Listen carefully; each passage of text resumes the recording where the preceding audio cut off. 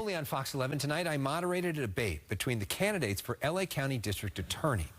Back when George Gascon first took over as DA, he told his prosecutors that they could not pursue enhanced punishment for gang members.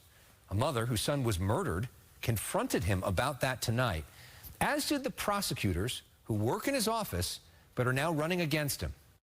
My child was killed by a gang member, and you had more sympathy for that gang member than my child who was killed in front of my home. Can you explain to me? Because I've been looking for you for 4 years. Look, I'm brokenhearted for your loss, okay? Yes, I am. You know, the definition of insanity is doing the same thing over and over again and expecting a different result. We as a country and we as a community have been doing the same thing for generations.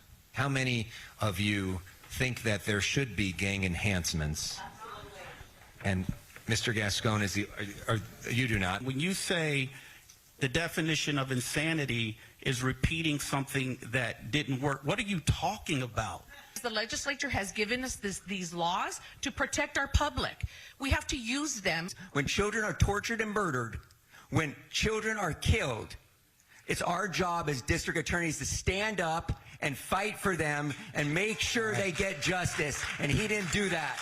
When we look at violence, about 70% of violence in our city occurs in a very small percentage of neighborhoods. When we lower violence levels in those neighborhoods, you know who are the beneficiaries? Black men, primarily. Latinos, primarily. Because that's whose lives are actually saved when we do this. I was honored to host this event for the West Side Bar Association and Criminal Courts Bar Association at the Waldorf Astoria in Beverly Hills. It featured all 12 candidates running. Ballots go out this week.